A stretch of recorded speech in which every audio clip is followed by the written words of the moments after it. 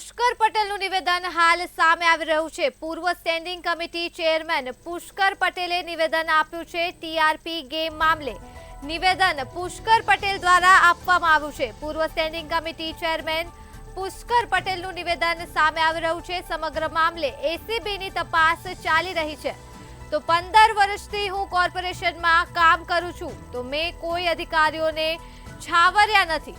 અગત્યનું નિવેદન સામે આવી રહ્યું છે પૂર્વ સ્ટેન્ડિંગ કમિટી ચેરમેન પુષ્કર પટેલનું।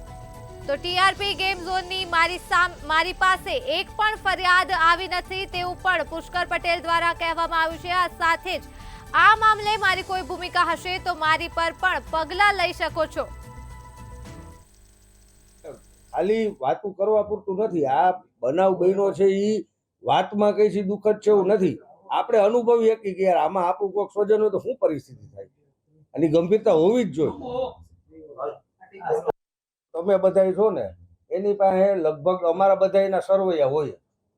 15 વર્ષથી તમે અમને ઓળખતા હો, કોર્પોરેશનમાં કામગીરી અમારી જોતા હો, એમાં ક્યાંક અમારું નાના મોટું હોય તો આડાવરું આવતું તો હોય જ ને। ખાલી વાત